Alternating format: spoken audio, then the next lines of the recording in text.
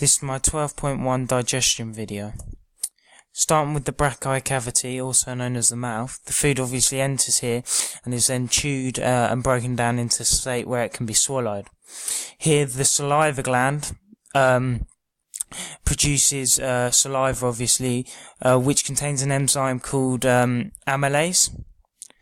Then moving on to the pharynx. The pharynx is basically just a passageway for the food from the mouth into the esophagus.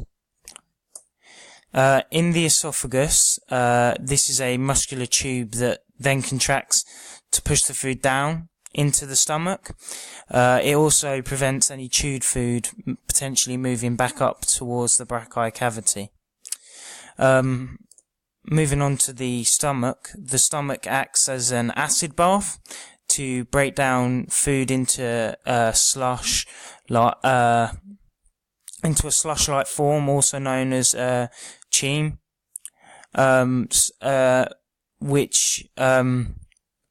the substance that is the acid that is breaking this down is called hydrochloric acid, and this helps remove any harmful bacteria from the food before the food moves into the small intestines. Also here the stomach produces protease, which break down proteins into the amino acids, which the body can then use these for muscular growth and repair. Then moving on to the liver. The liver helps to absorb any nutrients once the food is in the small intestines. So this is done by the releasing of bile. Then moving, the pancreas produces all three forms of enzymes, so protease, lipase, and amylase. And obviously this means it plays a vital role in digestion, and the job of the lipase is to break down any fats that are contained within digested food into fatty acids, which the body can then use as a secondary energy source. Then moving on to the gallbladder. The gallbladder, as previously mentioned from the liver, the bile that is released from the liver is then transported into the gallbladder before the gallbladder then releases it into the small intestines once the food has reached this far. The duodenum is simply just the passage between the stomach and the small intestines. And then moving on to the small intestines. The small intestines, once the food reaches here, the food is obviously pushed along with a number of contractions to then reach the lungs, but the food goes through a number of processes before that.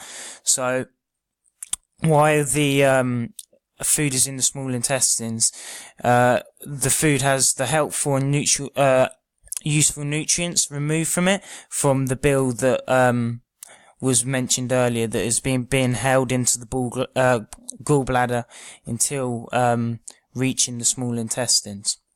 The small intestines also produce all three types of acids: protease, lipase, and amylase. So obviously the lipase and the lipase break down the fats into fatty acids. The amylase protease break down the proteins into the amino acids, which the body can then use for the repair and recovery. And then finally, the final enzyme, amylase, can break down the carbohydrates within food so that these can be turned into glucose, which the body can then use as a vital energy source. Moving on to the cecum, and the cecum is located between the small intestines and the large intestines, and it absorbs the salts and the fluid after the food has had all the nutrients taken out of it by the small intestines, and this then continues through the sacrum into the large intestines. Once in the large intestines, these then reabsorb any of the fluids that is left over from the digestion, and then remove this from the any undigested food to make it a harder substance. And then the second to last part of the digestive system is the rectum, which provides a temporary storage for the wastage that has been created through the digestive and just passed through the large intestines. And this is held temporarily while a signal is sent from the brain telling the rectum that this wastage needs to be released. And then this wastage is then released through the anus once the body has obviously absorbed all the goodness. And finally, a little extra piece is the kidneys. The kidneys purify the blood to get rid of any potential toxins that could have entered the body during through liquids or through any types of foods, and they act as kind of like a purified water filter.